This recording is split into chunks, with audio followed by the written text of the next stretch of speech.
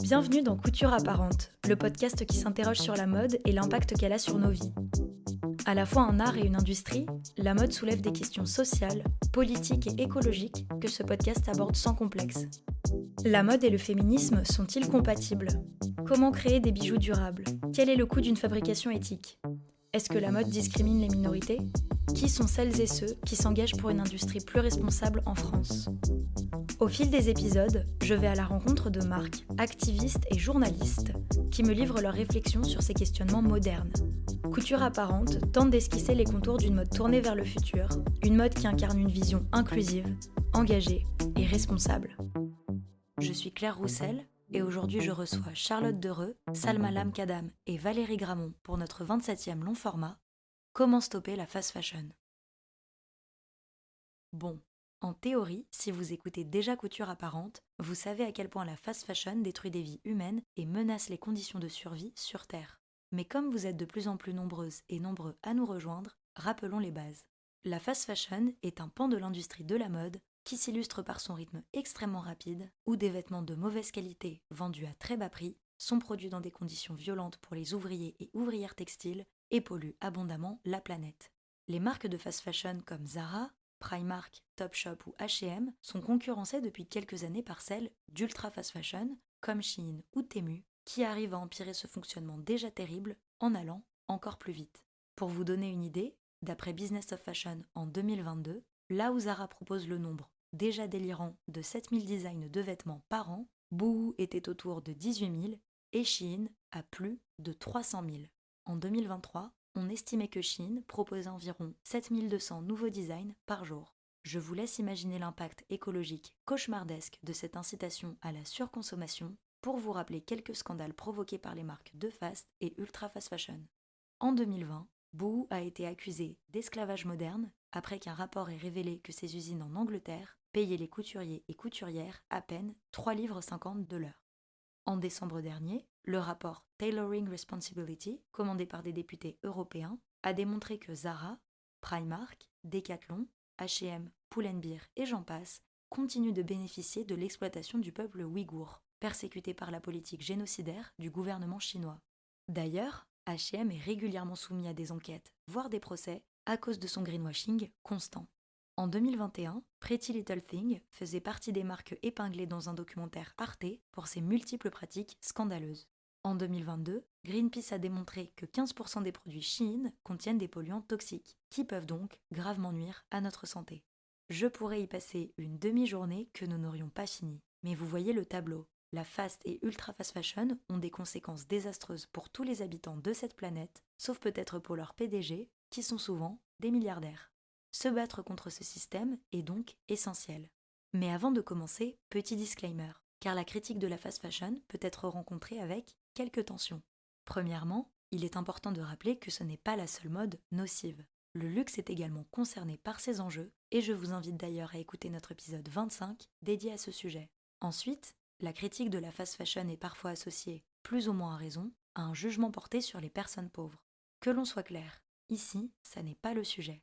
Ce dont nous allons discuter ne vise pas à shamer les consommateuristes très précaires qui doivent s'habiller très peu cher et n'ont pas forcément le temps de chercher de la seconde main car ils et elles sont trop occupés à survivre dans un système qui les écrase. Même enjeu pour les personnes à partir d'environ la taille 48 qui sont souvent obligées d'aller chez la fast fashion pour s'habiller. En dehors de ces cas, selon notre situation financière et sociale, il est intéressant de réfléchir à notre consommation et si on effectue des achats nocifs pour la planète et les humains pour se permettre de surconsommer. Par exemple, d'après le rapport d'activité 2022 de ReFashion, les Français et Françaises achètent en moyenne 40 vêtements par an, ce qui dépasse largement leurs besoins. Bien sûr, des variables impactent ce chiffre, comme les familles dont les enfants grandissent et ont souvent besoin de nouveaux vêtements. Mais je vous invite à considérer le sujet avec curiosité et sincérité. Si vous souhaitez en savoir plus, je vous recommande notre épisode 15 sur le vêtement et le statut social et je vous renvoie vers un article que j'ai écrit pour le média spécialisé The Good Goods qui explique que 1. La fast fashion exploite les plus pauvres et ne se soucie pas du budget de ses clients. 2. Les personnes pauvres ne sont pas du tout celles qui entretiennent la fast fashion. Et 3. Dans une certaine mesure, la fast fashion empire la pauvreté. Toutes les ressources dont je vous parle sont dans la description de l'épisode. Maintenant que ce débat est évacué, posons les termes. La source de la fast fashion, c'est les grandes entreprises. Et c'est sur ça que nous allons nous concentrer pour cet épisode. Comprendre comment ce système a pu s'installer et quelles sont les solutions citoyennes, économiques, créatives et législatives pour le stopper. Allez, c'est parti.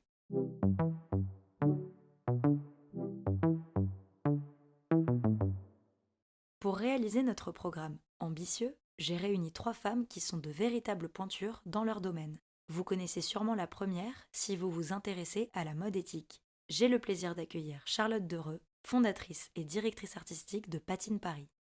Alors, bonjour déjà, merci de m'inviter. Donc, je m'appelle Charlotte et je suis la fondatrice de la marque Patine, qui n'est pas du tout une marque de fast fashion, mais du coup, il y a pas mal de choses à dire sur la fast fashion. Je me suis longtemps présentée comme une repentie, une Zara repentie même. Donc, Zara, ça paraît presque slow maintenant qu'on voit arriver les Temu et les Shein et tout, mais non, non, faut pas se tromper, ça reste de la fast fashion.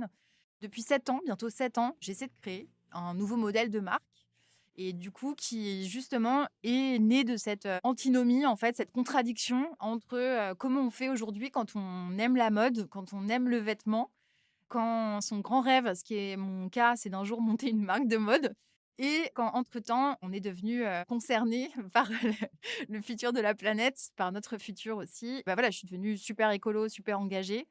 Super féministe aussi et ça a un lien assez fort, féminisme et écologie. Ça a créé en fait un grand problème qui était une contradiction du coup entre ce rêve de mode et cette, réalité et finalement ce problème a été la solution, l'épiphanie puisque du coup, bah, depuis bientôt 7 ans, je vis mon rêve qui est essayer de créer une marque de mode en étant, compatible avec, les enjeux écologiques et sociaux d'aujourd'hui. Notre seconde invitée est Salma Lamkadam, chargée des campagnes et du plaidoyer droits des femmes chez l'ONG Action Aide France. Les droits des femmes étant un enjeu majeur de la fast fashion, Salma connaît bien les chaînes de production textile. Elle nous raconte en quoi consiste son métier. Moi, je travaille pour une ONG de solidarité internationale qui s'appelle ActionAid France. C'est une ONG qui soutient les mouvements sociaux dans le monde, qui soutient les travailleuses dans le monde. Mon travail consiste à mener des campagnes pour faire respecter le droit des femmes au travail dans le monde. C'est souvent des femmes, des ouvrières qui, en bout de chaîne d'approvisionnement des multinationales françaises ou internationales, se retrouvent à payer le prix fort des décisions économiques, des marques, des responsables politiques, etc. Et qui travaillent dans des conditions absolument déplorables, avec des salaires qui ne leur permettent pas de vivre dans la dignité, etc. On s'intéresse en particulier à des industries qui recrutent massivement des femmes, donc avec une main-d'œuvre majoritairement féminine. Et souvent, c'est des secteurs où il y a une spécificité plus particulière encore de violence de genre, d'exploitation, parce que à l'exploitation de la condition ouvrière classique, on rajoute également la couche spécifique des femmes pauvres, souvent qui ont connu des exodes ruraux, qui font qu'aujourd'hui ils travaillent dans des banlieues industrielles, dans des pays producteurs de textiles ou autres. Et donc ces secteurs, il y a l'habillement, mais il y a également l'électronique, la cosmétique, les jouets, enfin on peut citer plein d'industries et ces industries, c'est vraiment des industries qui engrangent des milliards sur le dos donc de ces ouvrières. Et on travaille depuis une trentaine d'années sur l'industrie du textile, ou de l'habillement, ou de la mode, parce que j'ai l'impression qu'on utilise pas mal finalement de formulations et de dénominations pour la même chose. Donc on travaille sur l'industrie du textile depuis très longtemps. Notre travail, c'est vraiment d'aller soutenir les travailleuses qui actuellement s'organisent pour réclamer des meilleures conditions de travail, des droits, l'accès à de nouveaux droits, la création de nouveaux droits, etc. On fait ça avec des ouvrières et les organisations qui les défendent, hein, bien entendu, dans le secteur de la fast fashion, mais avec un regard assez général sur ce que veut dire la fast fashion. En France, quand on entend nos responsables politiques, on a vraiment l'impression que la fast fashion, c'est Shein, voire Temu ou d'autres marques, souvent chinoises, sur le sujet. Mais en réalité, la fast fashion se définit par d'autres biais et devrait, à minima, être définie par les conditions de travail qui sont extrêmement éprouvantes et déplorables dans cette industrie. Donc nous, le regard qu'on a apporté, c'est de dire la fast fashion, c'est pas uniquement Shein, mais c'est également, pour citer d'autres marques, qui habillent en France, H&M en Suède, ou d'autres marques dans le monde qui ont une rotation absolument phénoménale de leur collection, phénoménale d'un côté et complètement absurde et nocive de l'autre. Donc on travaille sur la fast fashion, mais on s'intéresse également à ce qui se joue dans, d'autres types de gammes, la moyenne gamme, la haute gamme et jusqu'à l'industrie du luxe qui, il faut le rappeler, se retrouve finalement dans les mêmes recherches, dans les mêmes enjeux d'amoindrissement des coûts d'une part et d'autre part de recherche de maximisation, des profits et tout ça bien entendu se répercute sur, les conditions des travail des ouvrières qui font nos vêtements, enfin moi je porte pas du luxe quoi, mais en tout cas les vêtements, en général parce que je porte des vêtements. Enfin, l'autre enjeu majeur lié à la fast fashion est, évidemment, les questions écologistes. Et ça tombe bien, car c'est la spécialité de notre troisième invitée, Valérie Gramont. Cette juriste et économiste de l'environnement est également devenue lobbyiste. Elle nous raconte son parcours.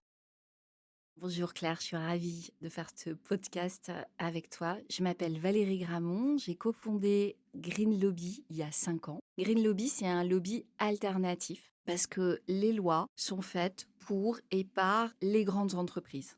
Le lobby, c'est un jeu d'argent, donc celui qui a le plus les moyens influence les décideurs politiques. Et en quoi les lois, c'est important? La loi, ça régente la manière dont la société fonctionne, c'est-à-dire ce qu'on mange, comment on se transporte, comment on produit, comment on consomme. Et moi, j'ai dédié toute ma carrière à la transition écologique et sociale. Je suis économiste et juriste de l'environnement. Donc, j'ai, pendant toute une partie de ma carrière, travaillé à l'Assemblée nationale comme collaboratrice parlementaire, attachée parlementaire, pour écrire les lois de la transition écologique et sociale.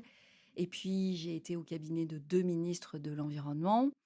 J'ai travaillé et habité à Bruxelles, donc j'ai vu à la DG Environnement l'échelon européen, très important. Et puis, j'ai dirigé le service de l'écologie urbaine à la ville de Paris. J'ai travaillé aussi en ONG pour le WWF et j'ai développé le marché des innovations environnementales pour un grand groupe, en l'occurrence un groupe allemand qui voulait vendre plus d'isolants thermiques et qui voulait aussi créer le marché des emballages compostables. Et en fait, je leur ai proposé de faire du lobby positif. Au lieu de lutter contre les lois pour créer les emballages compostables, le marché, pour tout simplement en vendre et faire marcher le carnet de commandes dans les supermarchés, eh bien, il fallait une interdiction du plastique. Et on a commencé par le faire avec les sacs de caisse, avec un lobbying. Et à cette occasion, j'ai découvert comment fonctionnaient les lobbies conservateurs, ceux qui conseillent les grandes entreprises, puisque seules aujourd'hui les grandes entreprises ont les moyens et l'habitude de faire appel à des lobbyistes extrêmement bien structurés et efficaces qui font la loi pour et par des techniques bien connues de manipulation de l'opinion publique, des techniques aussi d'interpeller au bon moment, de la bonne manière, les élus avec le bon véhicule législatif. Donc j'ai vu tout ça de près et à l'issue de ce long parcours dédié où j'ai vu les rapports de force, la politique c'est le reflet des rapports de force économiques. Une fois qu'on a compris ça, on a tout compris. Une fois qu'on a compris que les décideurs politiques ne sont là que parce qu'il y a des citoyens qui ont voté ou pas, en l'occurrence, mais ceux qui votent ont le choix, c'est pour ça que c'est important d'aller voter et de ne pas laisser la place vide, surtout les jeunes. On a des élections européennes très bientôt, il faut y aller. Donc c'est important d'en être, de bien comprendre. Et nous, chez Green Lobby, on vulgarise tout ça.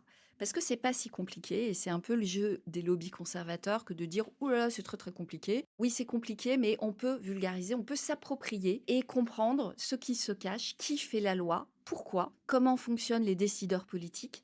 Ils veulent être réélus. Ils ne sont là que par la volonté citoyenne. Donc si on s'organise bien, de la bonne manière, effectivement, on peut les faire flancher. On peut leur donner de la force pour ceux qui sont les plus ambitieux et shamer ou faire vraiment savoir qu'on n'est pas d'accord avec les positions pour ceux qui sont les plus conservateurs. En clair, si on veut une société plus juste, plus écologique et plus solidaire, il faut s'organiser. Et donc, c'est l'objet de Green Lobby que de donner de la force aux citoyens, d'éclairer le processus de la fabrique de la loi et d'éclairer tous les rapports de force économiques et politiques qu'il y a derrière tout ça.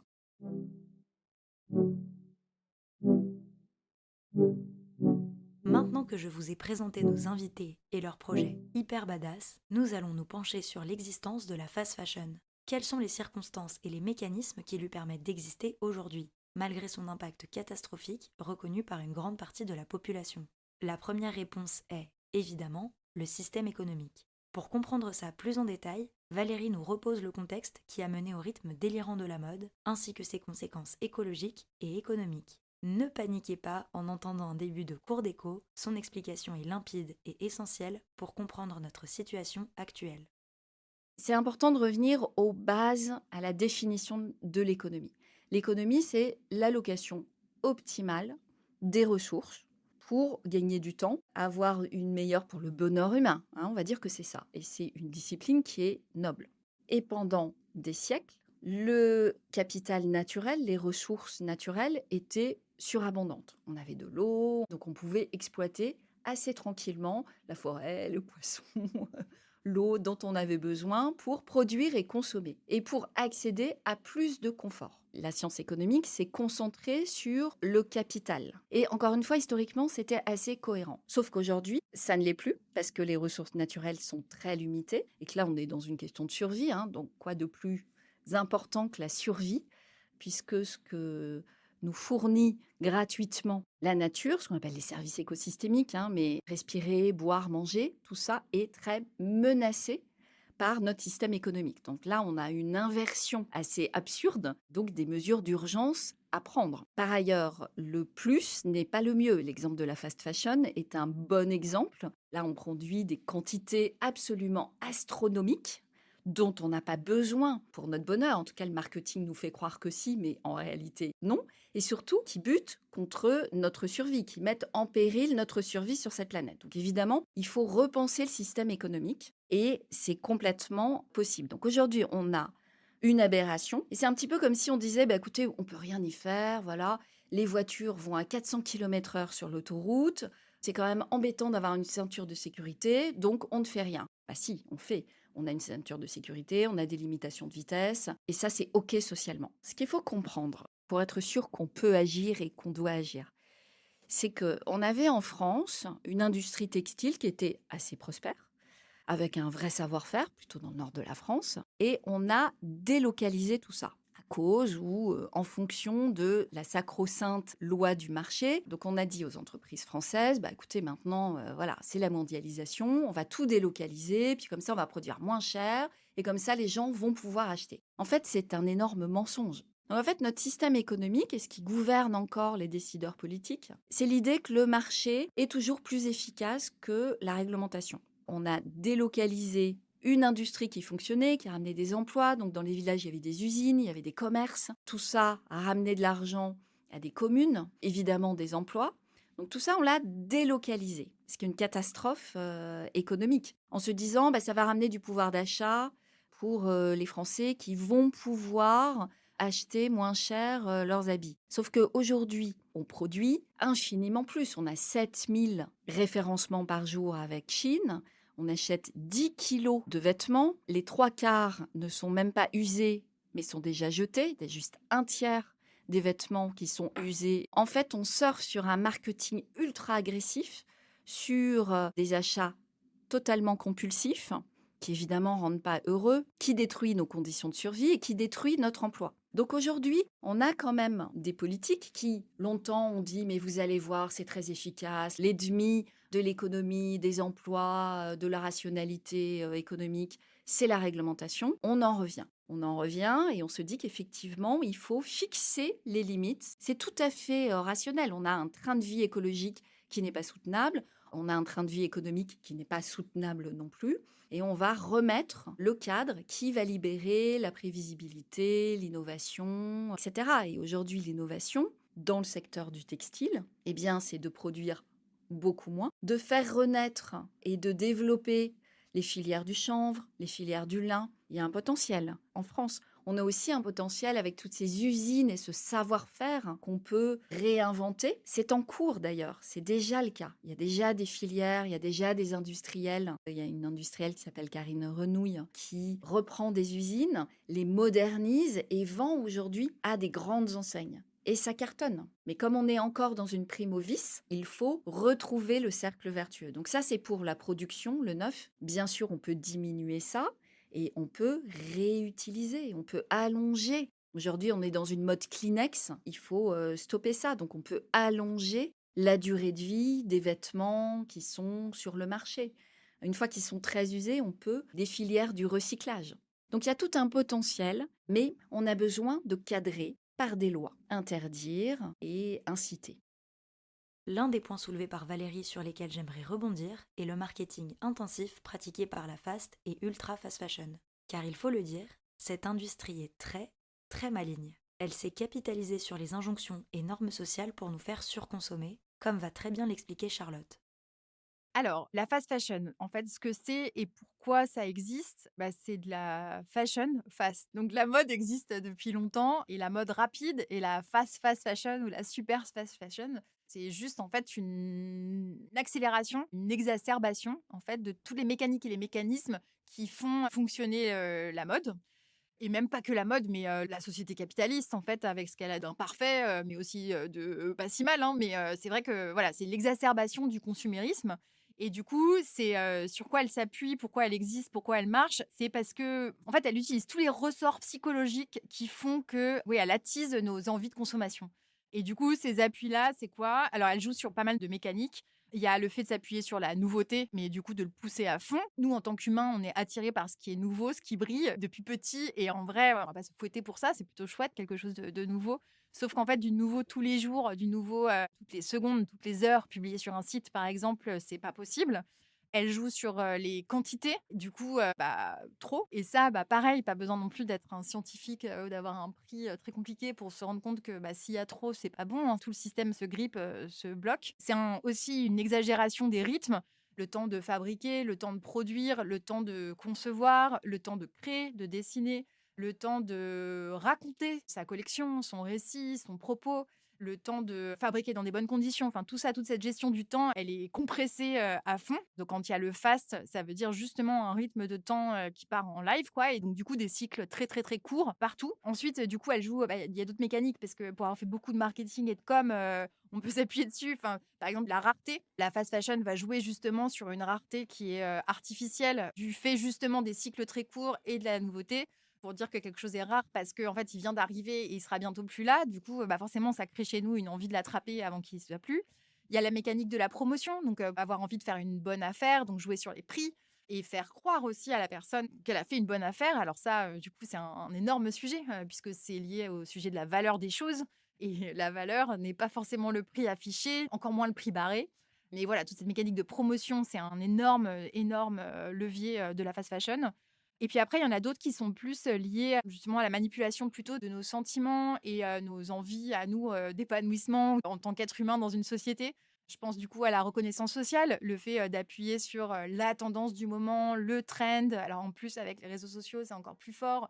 Là, je vais faire un peu boumeuse, mais c'est vrai que du coup, quand on associe le fait d'être reconnu socialement parce que on porte le bon truc au bon moment, ça va être encore plus exagéré. C'est lié aussi beaucoup à l'envie de réveiller chez nous des besoins statutaires, en fait, d'avoir un statut dans la société. Une marque de fast fashion ou de super fast fashion qui va signer un partenariat avec une personnalité super forte, sans doute très riche aussi. Voilà, et on va nous faire croire que, je sais pas, Kim Kardashian porte du Chine, par exemple. Du coup, ça va être une promesse d'obtenir le statut de Kim, alors que pas du tout. Ce transfert va pas se faire, mais c'est l'illusion que ça crée. C'est incompréhensible et pourtant, on comprend très bien. Enfin, parce que du coup, c'est vraiment du transfert. C'est les rich people qui font cette espèce d'effet de halo, de transfert de valeur en fait sur les produits, alors que c'est une manipulation totale du cerveau.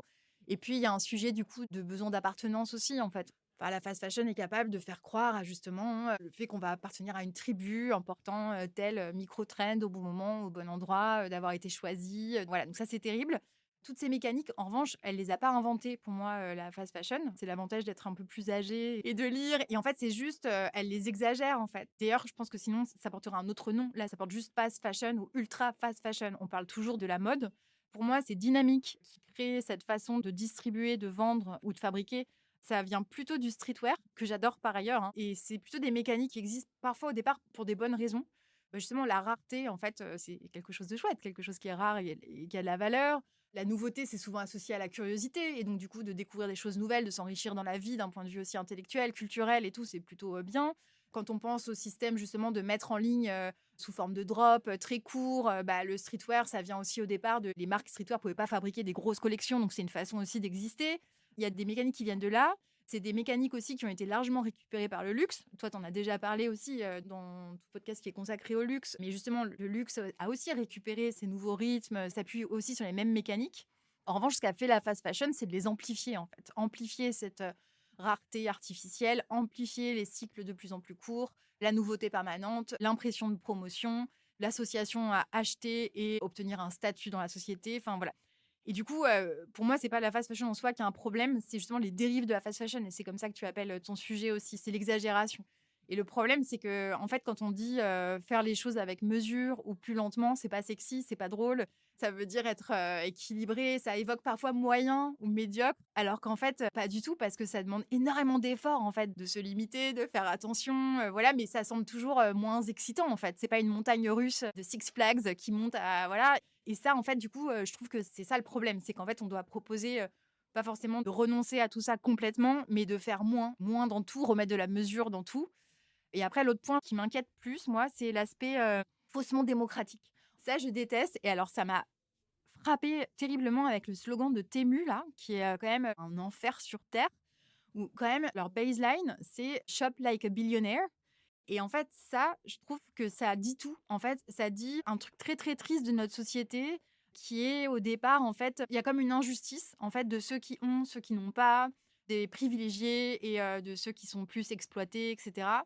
Et du coup, dans la fast fashion, il y a une espèce de promesse de démocratisation de la mode, du style, de posséder des choses, de pouvoir aussi se changer 5 fois par jour si on a envie, comme une ultra riche, parce que justement, c'est pas cher de posséder 5 mixeurs ou 50 paires de chaussures parce que pourquoi pas, de pouvoir gâcher en fait. Et du coup, ça repose quand même, je trouve, sur un mensonge énorme. Déjà, évidemment, parce que du coup, c'est impossible. La qualité ne suit pas et le respect des droits humains non plus et tout. Et ça, il faut qu'on en parle. Mais c'est un mensonge aussi de rêve. Ça veut dire qu'en fait, on rêve de dupliquer avec des conditions pas bonnes un modèle qui de toute façon est inégalitaire. Donc du coup, je trouve ça assez triste en fait, parce que c'est pas du tout démocratique, ni pour ceux qui consomment, ni pour ceux qui fabriquent. Je trouve que une des premières choses que devrait faire une marque, c'est respecter ses partenaires et ses clientes et clients. Et là, du coup, ni l'un ni l'autre des parties n'est respecté par ces marques. Et ça, c'est terrible. Je ne me l'étais jamais formulé aussi explicitement, mais si on suit le raisonnement de Charlotte, la fast fashion joue sur les insécurités des classes basses, moyennes et hautes, insécurités qui sont générées par les normes sociales, on le rappelle, pour faire miroiter le statut des classes ultra hautes via une exploitation des classes ultra basses. Si ça n'est pas nous prendre collectivement pour des imbéciles, je trouve également très intéressant que des codes de production du streetwear aient été récupérés par des entreprises gérées par des personnes plus privilégiées pour se sécuriser dans un système capitaliste.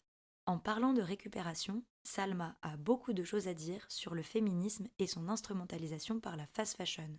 Avant ça, elle nous fait un rappel, toujours nécessaire, sur le traitement des femmes par les marques de mode.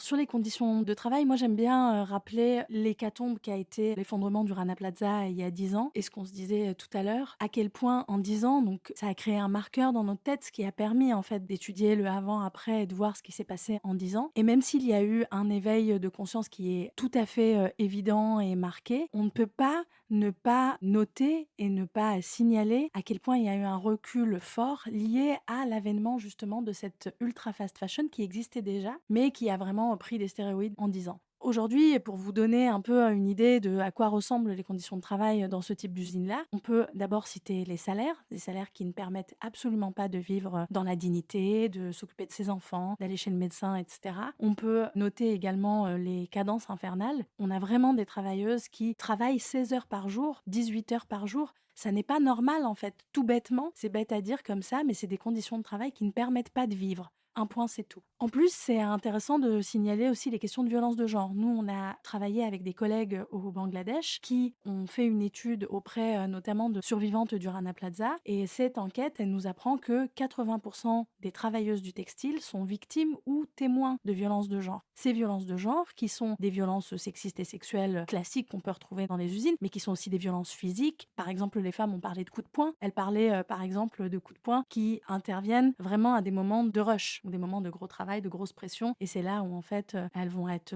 victimes des violences des propriétaires de l'usine en général. Voilà, donc rappeler les questions de violence de genre, rappeler aussi quelque chose de très insidieux, mais qu'on reconnaît bien, mais qu'il faut noter également, c'est la question de configuration des tâches. Les femmes, finalement, sont toujours à des postes subalternes. Elles sont au bout de chaîne, alors que les hommes, même quand ils connaissent les mêmes réalités ouvrières, sont dans des positions qui leur permettent de négocier une position de pouvoir au sein de l'usine.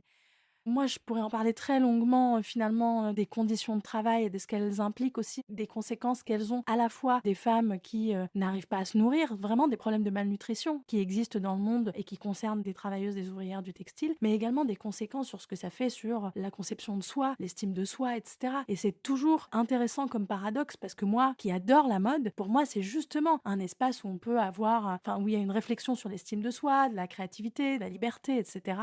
Et aujourd'hui, le modèle de la fast fashion, c'est l'opposé de la mode. Nous, on est une association altermondialiste. On est une association qui est ancrée dans les mouvements sociaux, y compris en France, les mouvements sociaux, les luttes sociales actuelles. Du coup, nous, notre réflexion, elle est située, mais par ailleurs, elle est tout à fait assumée. On ne tremble pas pour dire qu'en fait, le problème, c'est qu'aujourd'hui, on a un système qui génère et entretient des formes d'inégalité complètement ahurissantes, qui crée des disparités, des injustices entre les personnes, entre les pays producteurs, les pays non producteurs, les pays du Nord, les pays du Sud, etc. Et c'est ce système-là qui permet aujourd'hui à la fast fashion, à l'industrie de la mode plus généralement et à d'autres types de secteurs de continuer à créer en fait de la richesse qui ne concerne que un pourcentage extrêmement réduit de la population sur le dos et sur la vie de certaines personnes. Parce que je reviens sur le Rana Plaza, il y a des femmes et des hommes également dont la vie a été confisquée par les multinationales qu'elles enrichissent. Donc le problème, c'est ce système-là. Le deuxième problème, c'est que face à ce système, on n'a pas de cadre législatif qui soit suffisamment puissant, suffisamment connecté à travers le monde pour pouvoir représenter et constituer des garde-fous à la fois moraux et aussi opérationnels qui permettent à des gens de vivre correctement et aux chaînes de valeur d'être ce qu'elles sont aujourd'hui, quoi. On n'arrive pas finalement à créer un contre-pouvoir face à ce système et face à cette économie-là. Et le dernier point, c'est que sur ces dernières années, on a eu des marques qui, justement parce qu'elles sont puissantes et parce qu'elles ont des armées de communicants, communicantes et d'autres types, des fois un peu de bullshit job, en fait, on se retrouve avec des multinationales qui se sont blindées en termes de narratif en allant coopter, voire complètement voler des concepts qui nous viennent des luttes sociales, des mouvements sociaux, etc. Et là, par exemple, nous, on travaille beaucoup sur le féminisme washing et sur vraiment l'accaparement du capitalisme pour des visées marketing de nos concepts féministes, de nos luttes féministes. Et aujourd'hui, ce qui permet au concept de finalement se maintenir, c'est aussi de savoir naviguer justement ce faux progressisme-là et de vendre un produit qui n'est pas fidèle à la réalité.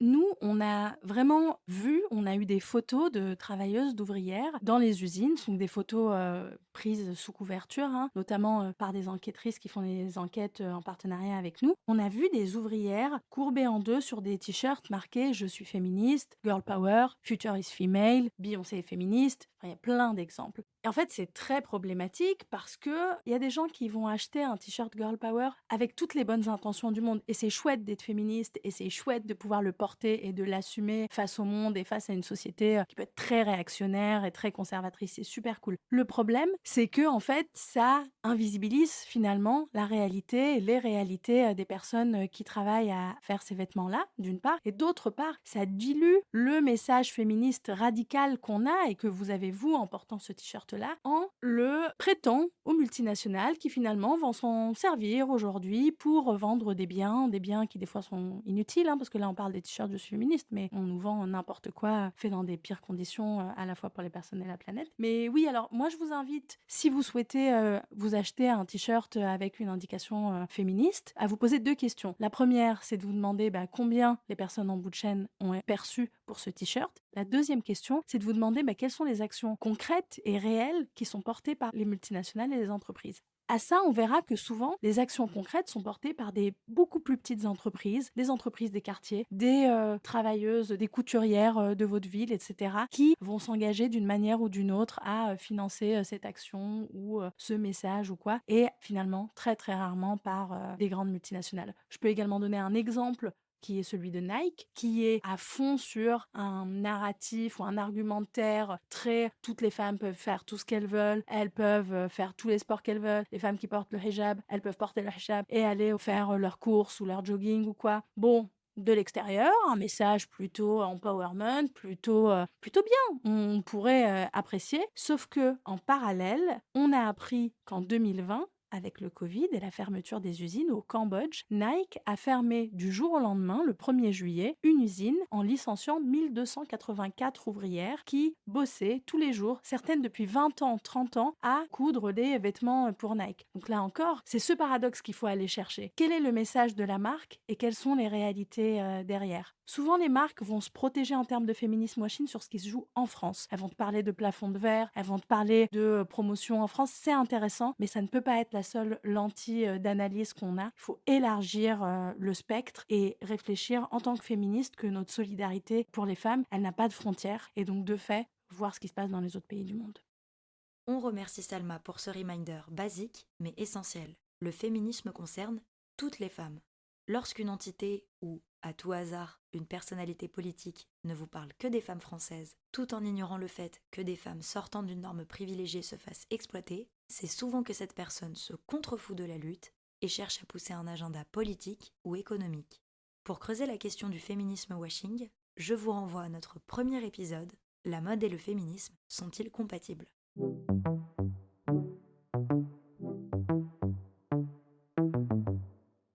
Ok, nous avons résumé les conséquences terribles de la fast fashion et les mécanismes économiques, politiques et sociétaux qui lui permettent d'exister. Vu comme ça, c'est un peu impressionnant. Mais de multiples solutions ont été imaginées et mises en place pour lutter contre ce système. On commence avec un outil très puissant, la législation. Nous avons un exemple très actuel avec la proposition de loi contre l'ultra fast fashion adoptée par l'Assemblée nationale.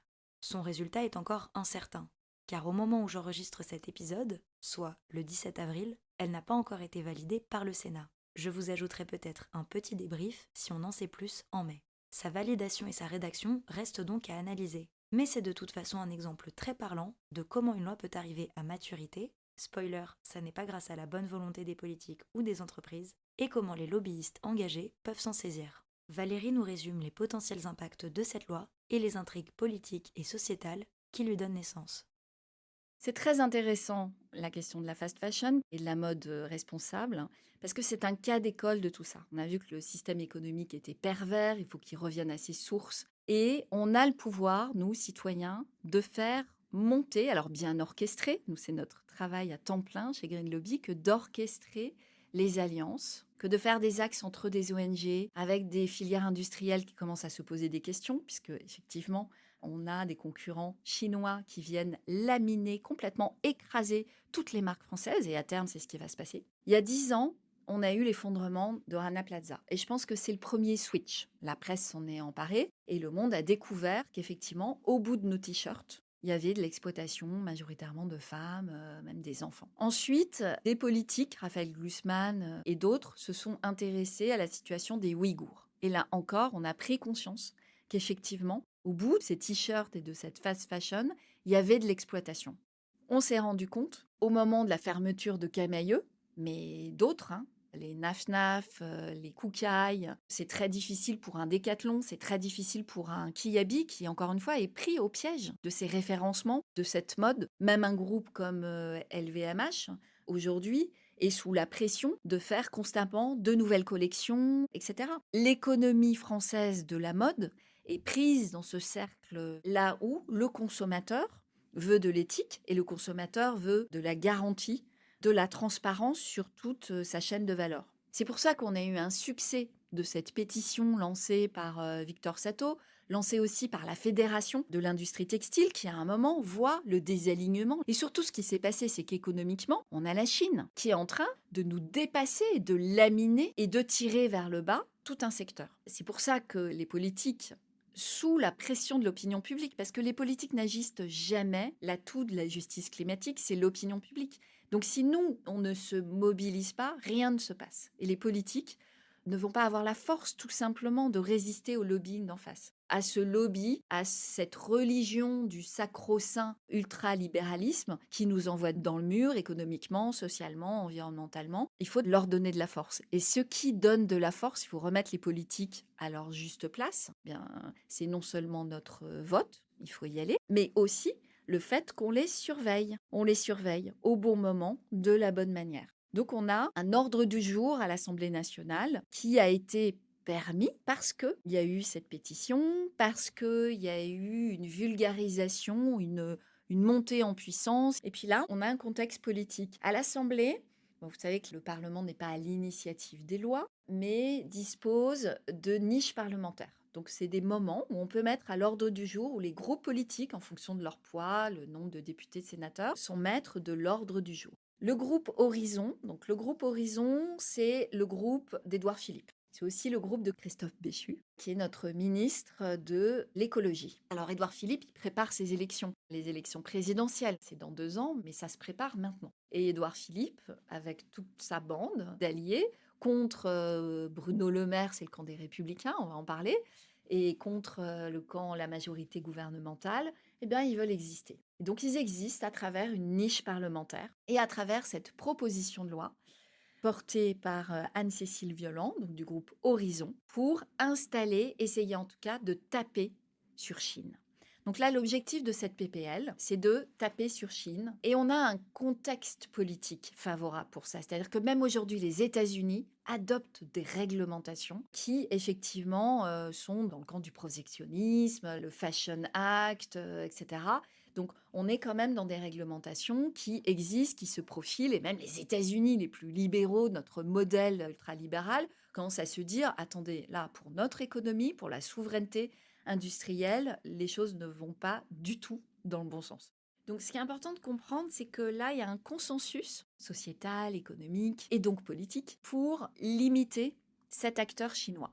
Et que cette PPL, c'est ça le reflet. Donc, on va installer un bonus et un malus. Qu'est-ce que c'est un bonus-malus? C'est le principe du pollueur-payeur. C'est que on va lutter contre la prime au vice, on va favoriser avec l'instrument fiscal, l'instrument financier, on va donner le bon signal prix. J'y reviendrai après, c'est pas suffisant. Il faut aussi des lois. Si on veut vraiment inverser les comportements, etc., ça suffit pas. Mais c'est quand même une belle victoire. Cette proposition de loi a été adoptée en première lecture à l'Assemblée nationale. La fabrique de la loi, ce sont ce qu'on appelle des navettes parlementaires. Donc, c'est une première lecture qui, en général, se fait à l'Assemblée, puis première lecture au Sénat, puis voilà, aller-retour, et puis ce qu'on appelle une commission mixte paritaire, CMP, qui fait un peu le tri, le consensus entre la chambre haute, la chambre basse. Voilà, c'est ça la fabrique de la loi, avec avis du gouvernement, des interministériels si les différents ministres ne sont pas d'accord. Donc évidemment, Bercy va être dans la boucle, le ministre de l'économie Bruno Le Maire. C'est Christophe Béchu, le ministre de l'Environnement, qui là est au banc à l'Assemblée nationale. Mais bien sûr, tout ça sera négocié et s'ils ne sont pas d'accord entre eux, eh bien c'est Matignon qui tranche. Voilà, dans les très très grandes lignes, comment la fabrique de la loi se... Et entre chaque navette, eh bien, il y a les décideurs politiques, les députés, les sénateurs, et puis les cabinets des différents ministres concernés qui entendent les sons de cloche des différents lobbies qui ne sont rien d'autre que les fédérations de professionnels de l'e-commerce, la fédération du commerce, tous les acteurs en jeu qui pourraient être concernés. D'accord? Ça va de la Fédération de la mode responsable, en mode climat, Impact France. Ça, c'est le côté de ceux qui vont prôner un peu plus d'éthique, de justice et de limitation de la pollution. Et de l'autre côté, eh bien, les géants du luxe et de toutes les fédérations qui ont infiniment plus de moyens et qui, en général, font la loi et écrivent. Voilà, donc il y a en tête le MEDEF, mais en fait, qui est aux manettes? C'est une structure qui s'appelle l'AFEP, qui est un peu le chef d'orchestre de tous les lobbies dans tous les secteurs et qui, là, va effectivement se déchaîner pour que les grandes enseignes européennes puissent défendre leurs intérêts. Et même les grands groupes de luxe vendent beaucoup à la Chine. Donc il n'est pas exclu que les grands groupes de luxe disent, écoutez, on va quand même pas faire trop d'histoire à la Chine parce que sinon on ne va plus vendre nos sacs Vuitton, Chanel et autres à la Chine. Donc tout ça va se gérer en sous-main dans les différentes navettes parlementaires. Et puis, même si on obtient un accord, ce qui n'est pas sûr, hein, la loi peut se faire complètement dépouiller d'un côté et de l'autre. On a le décret d'application. Donc, le décret d'application, c'est ce qui va fixer les modalités d'une définition en fait de la fast fashion et à quel niveau de référencement. Est-ce qu'on est à 7000 référencements? Est-ce qu'on est à 5000? Est-ce qu'on est à 1000? Est-ce qu'on est... Vous voyez? Et donc là, en fonction de ça, le diable se niche dans les détails. En fonction de ça, des acteurs du textile majeur français, européens vont être touchés ou pas, et vont être incités ou pas à limiter leur production. Vous voyez, donc c'est absolument essentiel, indispensable de continuer à se mobiliser. Et ça, il faut rester très attentif parce que en réalité, à terme, c'est quand même le système de la fast fashion qu'il va falloir détruire. On ne va pas s'en sortir en se disant la fast fashion, on l'interdit pour l'acteur chinois, mais on la maintient pour les acteurs français. Et donc, il faut franchir des étapes et que ce système de bonus-malus puisse être aussi une interdiction de ces collections récurrentes et de cette surproduction, y compris pour des acteurs français, y compris pour des Décathlon, y compris pour des Kiabi, et de réellement favoriser la mode responsable, la seconde main, le recyclage. Parce que c'est ça qui va créer de l'emploi. Et de se dire que l'avenir d'un Koukaï, d'un Naf-Naf, c'est effectivement de trouver une relocalisation et d'assumer qu'on fait moins. Donc, il faut des prix qui soient ajustés et il faut de l'aide du système économique. Il faut arrêter de marteler un marketing et de faire croire aux gens qu'ils ne vont être heureux que s'ils ont par mois 10 t-shirts de 5 couleurs différentes. Il faut arrêter de créer de la frustration. Il faut arrêter que le marketing et la publicité nous lobotomisent sur ce qui nous rend heureux. Même si c'est une solution encore incertaine, cette proposition de loi est un premier pas. Je tiens à souligner l'importance du décret d'application afin que toutes les marques de fast fashion soient concernées, et pas seulement les productions délirantes de Shein. Parce que bon, attaquer la concurrence chinoise tout en laissant des marques européennes bénéficier de dynamiques coloniales en exploitant la main-d'œuvre et en polluant les pays dits du Sud, ça serait un chouïa hypocrite. Mais vu l'urgence climatique, calmer l'ultra fast fashion reste essentiel, donc on prend ce qu'on peut. Salma nous relate un autre exemple de solution législative, mais aussi des mobilisations citoyennes, qui, comme l'a expliqué Valérie, sont essentielles pour pousser les politiques et les marques, qui ont amené des victoires. Nous, on estime que la question de la régulation des activités des multinationales est bien trop importante pour qu'elle soit définie uniquement par la bonne volonté des multinationales et des entreprises. Donc, face à un problème qui est aussi généralisé et aussi systémique, il faut des réponses qui soient à la fois internationales, portées par plusieurs pays, plusieurs gouvernements, mais il faut des solutions qui ne soient pas uniquement cédées à la bonne volonté des multinationales qui, par conviction ou altruisme, pourraient changer pour adopter un modèle plus vertueux. Donc aujourd'hui, notre mission en tant qu'organisation, c'est de imposer, c'est de faire respecter les droits humains en imposant des contraintes aux multinationales. Il faut imposer que les gens soient bien traités tout au long des chaînes de valeur. Et depuis 2017, nous avons une loi en France qui s'appelle la loi du devoir de vigilance qui permet aux organisations, aux personnes de demander aux multinationales de respecter les droits humains et les droits environnementaux tout au long de leur chaîne d'approvisionnement, y compris quand il s'agit de sous-traitance, de fournisseurs, etc. Cette loi, elle est primordiale parce qu'elle permet de demander aux multinationales d'anticiper les risques encourus par les personnes, y compris lorsqu'elles se trouvent à des dizaines de milliers de kilomètres de leur siège à Paris, et elle permet de demander réparation lorsque ces multinationales ont failli à leurs devoirs. Toujours dans un cadre législatif, on a beaucoup travaillé sur une proposition de loi qui permettrait de réduire l'impact environnemental de la fast fashion. L'impact environnemental de la fast fashion, c'est absolument phénoménal. Donc ça, c'est d'un côté. En parallèle, modifier le cadre législatif, faire du travail de plaidoyer, doit s'accompagner par une réflexion collective et ancrée dans les mouvements sociaux qui partent de la base, aussi bien en France que dans les pays producteurs. Il faut soutenir les revendications des travailleuses sur place qui s'organisent déjà, qui se coforment. Nous, on voit passer des cercles de femmes où elles font de la coformation, elles travaillent sur des questions de syndicalisation, elles se forment à gérer le patron relou, etc. Notre travail, c'est pas d'aller là-bas pour leur expliquer comment faire, mais plutôt de soutenir les missions dans lesquelles elles sont déjà lancées. Donc, soutenir leurs efforts de syndicalisation et mettre la pression en France pour que vos marques préférées soient transparentes sur leur chaîne d'approvisionnement et sur les conditions de travail des personnes qu'elles salarient.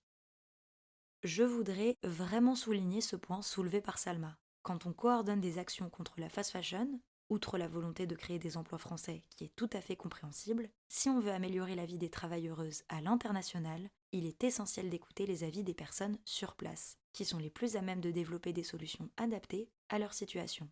Bien sûr, il existe des divergences d'opinion au sein de ces groupes, mais relayer les décisions sur lesquelles ils se mettent d'accord est la base. Sinon, on entre dans une forme de white saviorism, où l'on prétend avoir la solution à des problèmes de personnes qui souffrent justement des dynamiques coloniales dont nous bénéficions. J'en ai profité pour questionner Salma sur l'utilisation du boycott comme outil de pression sur les marques, auquel je recours depuis une bonne décennie dans ma vie quotidienne et qui se révèle souvent efficace. Comme toujours, la réalité est plus complexe que ce que l'on croit. Donc c'est primordial d'écouter les premières concernées, les ouvrières du textile. Nous, dans notre charte, on dit que notre travail, c'est vraiment de donner de la voix aux ouvrières ici en France. Et donc, c'est ce que je vous invite à faire. Il y a pas très longtemps, j'ai rencontré des anciennes travailleuses du textile au Sri Lanka et on a parlé notamment de tous les efforts d'organisation collective qu'elles mettent en place et puis de ce qu'elles pensaient justement du relais qu'on avait ici en France. Qu'est-ce qu'on pouvait faire finalement, nous, en tant que consommateurs et consommatrices. La réponse a finalement toujours été la même, c'est-à-dire se renseigner sur ce qui se joue sur place et, par exemple, un relais sur les réseaux sociaux, une signature de pétition, ça, c'est des choses qui fonctionnent. C'est intéressant, mais ça fonctionne. On a également évoqué la question du boycott qui ressort pas mal, dont on parle régulièrement. On en parle pas mal en ce moment en parlant de la Palestine, par exemple. Moi, le boycott, c'est, je dois le dire, en tant que chargée de campagne et en tant que personne, je pense que c'est un outil très puissant qui permet de gagner des luttes, qui permet d'avoir des acquis sociaux. Et donc, c'est important de commencer par dire cela. À côté, je travaille dans une organisation de solidarité internationale et il y a justement la question de la survie des personnes, des travailleurs et des travailleuses qui dépendent finalement des activités des multinationales. Donc, lorsque je parle aux collègues et camarades sri-lankaises, elles me répondent pas de boycott si on n'a pas demandé de boycott. Donc, si on a une marque française aujourd'hui qu'on sait qu'elle fait n'importe quoi dans d'autres pays, est-ce une bonne idée ici en France d'appeler à un boycott sans regard sur les conséquences dramatiques que ça peut avoir à l'autre bout de la planète? Moi, je dirais que c'est pas une trop bonne idée. Pour vous donner un exemple, nous, on est en procès contre Yves Rocher, qu'on accuse de répression syndicale dans le cadre de cette loi du devoir de vigilance, parce que Yves Rocher, le groupe Rocher, a licencié 130 femmes d'une usine quelques jours après leur adhésion à un syndicat. Et à ce moment-là, les travailleuses nous ont demandé d'appeler à un boycott. Elles ont appelé à un boycott en Turquie et elles souhaitaient que ce boycott soit généralisé en France et en Europe. Du coup, banco, nous, ça c'était super simple pour nous. Revenir ici, dire à tout le monde, vous boycottez et idéalement, si vous avez une carte fidélité, vous la découpez, vous la mettez dans une petite enveloppe et vous envoyez au groupe Rocher. Suivez quand même des organisations, ça c'est quand même un conseil que je peux vous donner. Ça peut être la nôtre, ActionAid France, mais vous pouvez aussi suivre le travail d'Éthique sur l'étiquette, vous pouvez suivre le travail de la Clean Clothes Campaign, il y a plein d'organisations qui bossent sur le sujet. Elles ont toutes des campagnes, des marques qu'elles interpellent, des procès qu'elles essaient de suivre, etc. Et il y a toujours besoin d'aide. De l'aide, c'est pas forcément de l'aide financière, c'est pas ce qu'on vous demande, mais plutôt de soutenir en fait les luttes par le biais des organisations françaises ou européennes. Évidemment, cette nuance ne veut pas dire que vous devriez consommer de la fast fashion si vous l'évitez déjà ou souhaitez l'arrêter. Mais il y a une différence entre des actions personnelles et une mobilisation massive pour demander à tout le monde de couper d'un coup. Enfin, maintenant qu'on a vu des solutions plutôt politiques, les marques doivent bien sûr faire leur part et les consommateuristes peuvent les soutenir. Charlotte donne des pistes pour que les entreprises et les individus repensent leur rapport au rythme de la mode. Il faut lister les problèmes créés par ces modèles-là et se dire comment on les change. Donc, dans les points, on va commencer par le respect des gens.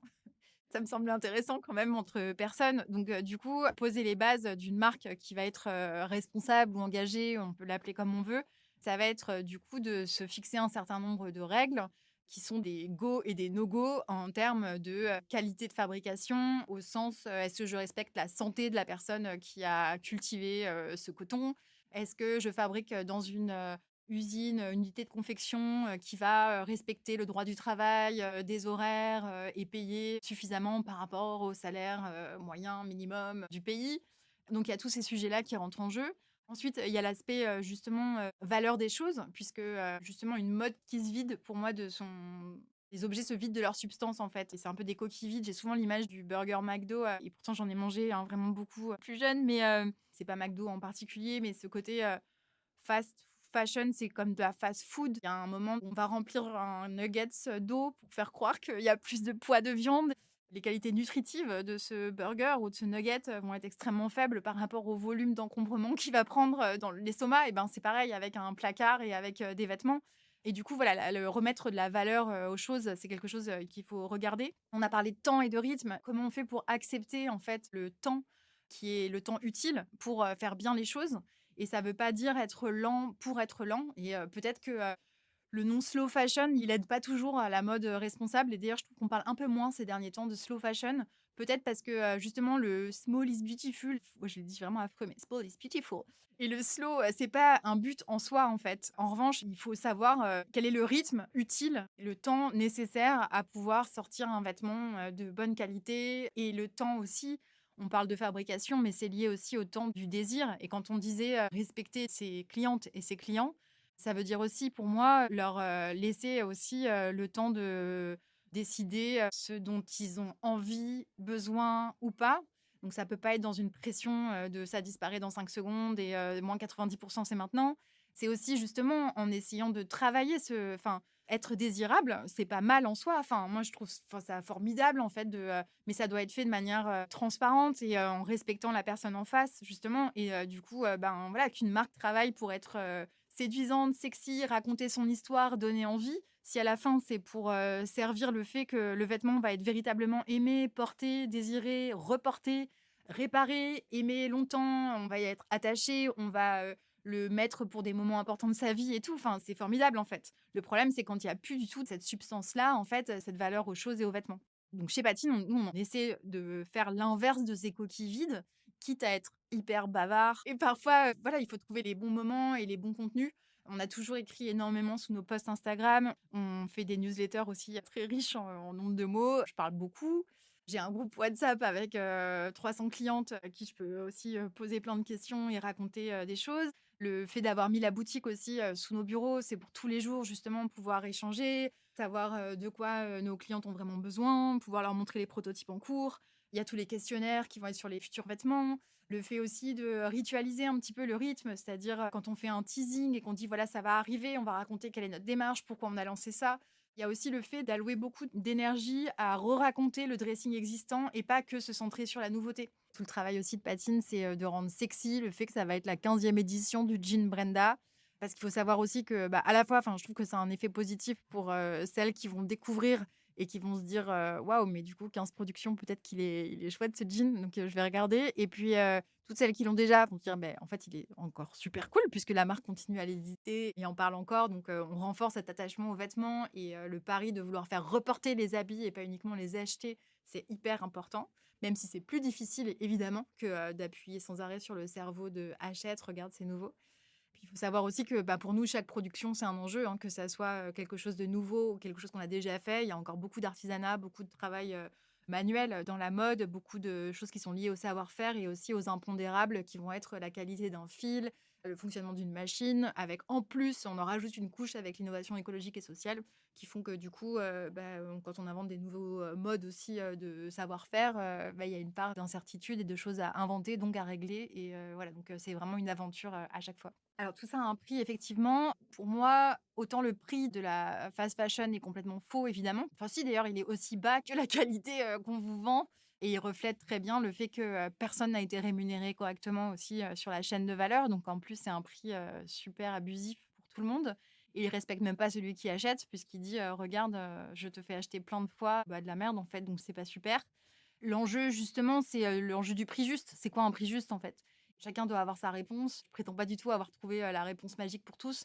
Ce qu'il faut pour moi, c'est un prix qui respecte justement les gens qui travaillent pour fabriquer les vêtements, un prix qui respecte celui qui achète. Et pour moi, du coup, ça veut dire que la qualité doit être géniale. Et pour que la qualité soit très bonne, ça veut dire qu'il y a un temps sur lequel on ne peut pas mégoter à un moment donné pour fabriquer, parce que forcément, plus vous raccourcissez le temps, moins il y aura de contrôle de qualité, plus vous allez devoir faire des gestes hyper rapides sur les machines aussi qui font que les coutures sont moins bien faites. Économiser du temps, c'est économiser du placement, des marges justement pour que quand on tire, ça se déchire pas parce que c'est pas coupé à ras. Enfin, c'est toutes ces petites choses, toutes ces petites opérations mises bout à bout qui semblent être des centimes, mais qui font que derrière, en fait, les prix baissent. C'est pas du tout uniquement un effet volume, c'est beaucoup la qualité qui est pas bonne. On n'a jamais eu de problème parce que je crois que nos clientes s'aperçoivent très vite, dès qu'en fait elles peuvent toucher. Donc ça va être en boutique par exemple en venant nous voir ou alors à la réception du premier vêtement. Peut-être qu'on s'offre un premier sweat ou jean patine en se disant allez, on verra bien, voilà. Et une fois qu'on a touché, déballé tout de suite, en fait, on se dit ok, d'accord, ça y est, c'est ça en fait un beau vêtement. Effectivement, il peut y avoir une frustration de ne pas pouvoir en acheter plus, que je comprends très bien. Et puis après, chacun met aussi le budget qu'il peut et qu'il veut. Il y a qui peut, c'est évident, c'est cher pour une partie de la population et ça m'embête. Il y a aussi qui veut parce qu'on ne donne pas tous la même importance aux vêtements et très bien. Il y en a qui vont préférer économiser pour des voyages et puis d'autres qui aiment bien, voilà, et chacun son truc. Mais non, je trouve qu'on est assez peu remis en cause et plutôt très soutenu en fait sur nos prix puisqu'en fait la qualité-prix est folle. Après, je pense que le contexte en ce moment et du coup pour refaire le lien avec la fast fashion, c'est plus difficile dans un contexte économique qui se durcit évidemment parce que déjà enfin voilà, on a moins d'argent tous et aussi parce que je crois que c'est plus difficile de faire des efforts, d'aller au-delà du verre quoi, de pousser quand d'autres choses sont dures par ailleurs. Et en fait, le problème, c'est que, justement, l'écologie, pas craquer sur, de la fast fashion, penser à celui qui a fabriqué, pas que à soi. C'est des choses où, voilà, parfois on est fatigué, en fait. On n'a pas le courage, et on se dit: «Oh, c'est pas grave, voilà, je lâche et tout» et je trouve que dans des contextes plus difficiles, justement, où, il y a cette inflation, il y a des problèmes partout, on découvre tous les jours un nouvel incendie, une guerre, voilà, ça fait que c'est peut-être plus difficile d'être sur ces petits gestes, de soutenir ses convictions aussi dans sa façon de dépenser, d'acheter, de soutenir les marques et tout donc je pense que le contexte est difficile pour tous, plus d'ailleurs pour les marques engagées que la fast fashion, parce qu'il va y avoir cette illusion du prix pas cher alors qu'elle appauvrit tout le monde aussi.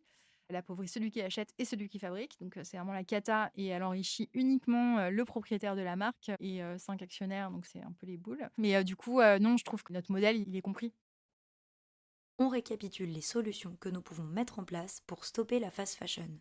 Premièrement, des législations en profondeur qui impactent tous les acteurs de la fast fashion avec un prisme écologiste, féministe, local et décolonial. En plus, une assistance législative et financière aux marques éthiques pour aider à la relocalisation, encourager la production de grande taille par les marques éthiques, soutenir des filières circulaires comme la seconde main, accessibles aussi aux consommatrices précaires. Côté marque, des business plans et une communication raisonnée peuvent être appuyés par des consommateuristes et les médias. Côté citoyen, suivre les actions pour manier des outils de pression politique, des mails, des manifestations, des pétitions, et pour mobiliser les marques, des interpellations et des boycotts validés par les premiers concernés, et bien sûr un soutien symbolique, voire financier, aux petites entreprises qui essayent de faire mieux et de fournir une alternative éthique aux Français. Qui que vous soyez, quel que soit votre rapport à l'industrie de la mode, vous pouvez mettre en place l'une ou plusieurs de ces initiatives. Loin de trouver ça écrasant de responsabilité, je trouve que c'est au contraire extrêmement libérateur. Ça veut dire que, quand nous nous y mettons collectivement, nous pouvons reprendre un minimum de pouvoir sur notre société, le bien-être de nos pairs et les conditions de notre survie.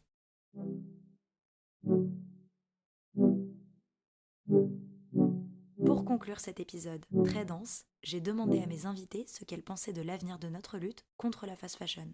D'ailleurs, si vous avez cliqué sur cet épisode, c'est qu'au moins une partie de vous pense que ce combat peut réussir. Et si vous doutez encore de l'utilité de vos actions, Valérie, Charlotte puis Salma sauront vous convaincre. Car sans pouvoir garantir ce qui adviendra, leurs réponses sont un boost de motivation, d'espoir et même d'enthousiasme. Le sens de l'histoire, c'est de mettre fin à ces collections délétères qui anéantissent nos conditions de survie. Donc ça, c'est à portée de main, de vote, de mobilisation citoyenne, puisque quand on voit la séquence entre le Rana Plaza, il y a 10 ans, entre les pétitions, moi j'aime pas ce débat sur culpabiliser les consommateurs. Si on s'organise, si on est conscient de pourquoi l'économie s'est structurée de cette façon, ce que portent les décideurs politiques et comment on peut, nous, se structurer pour devenir des citoyens acteurs, des citoyens mobilisés. Il faut se politiser au sens noble du terme. Se politiser, c'est avoir conscience des enjeux et des rapports de force. Trouver l'explication. Et à ce moment-là, on donne de la force. Chez Green Lobby, c'est ce qu'on essaie de faire. On essaie vraiment de monter une armée de citoyens qui peut agir à son niveau. On est beaucoup plus nombreux et beaucoup plus puissants qu'on ne le pense. On a des échéances là et on peut se structurer pour restaurer cette boucle virtueuse de l'emploi d'un système économique qui favorise les comportements vertueux et donne le cadre pour inverser la machine. Je n'en ai aucune idée. En revanche, je sais que je dois être optimiste et on doit être optimiste, en fait, parce que on va agir pour aller mieux. En fait, contre l'angoisse, il y a rien de mieux que l'action. Je peux pas faire de plan sur la comète, je peux juste me mettre du côté des gentils. Déjà, ça, c'est bien. Je sais pas si on gagnera, je sais pas si ça va aller, mais on aura toujours le sentiment du travail bien fait, d'avoir essayé, en fait, d'avoir agi. Donc, voilà, je pense que c'est dans l'action qu'on s'en sort et par définition, si on se met en mouvement, il en sortira quelque chose de bien. Du coup, ça va bien se passer. Donc moi, je voulais dire pour commencer, et je l'ai dit tout à l'heure, j'adore la mode, j'adore les fringues, j'adore ce que ça raconte de nous, j'adore l'histoire de la mode, c'est trop bien. Donc on n'est pas du tout, et ça c'est ma réponse vraiment en tant que consommatrice plutôt que chargée de campagne, on n'est pas du tout, et je suis pas du tout dans une recherche d'imposer une mode qui serait punitive, qui serait une mode de la prohibition, pas du tout. Au contraire, ce que je trouverais intéressant, c'est qu'on arrive à se réapproprier la mode, reprendre la mode, des mains du capitalisme, des mains des multinationales, des mains des grandes entreprises. Remettre au cœur de la mode la question des savoir-faire, la question de la créativité, la question de la liberté, et faire en sorte que les personnes qui sont l'outil finalement, qui créent la mode, qui créent les vêtements, soient au cœur de cette machine-là et soient récompensées pour ce travail artistique incroyable et ce travail nécessaire qui est celui de vêtir le monde entier. Donc pour conclure, effectivement, oui, il y aura une suite à la mode. On est aujourd'hui dans une période où la mode est dans les mains des multinationales. Mais pour finir, de manière optimiste, je me dis qu'on connaîtra peut-être un avenir où ça sera plus le cas.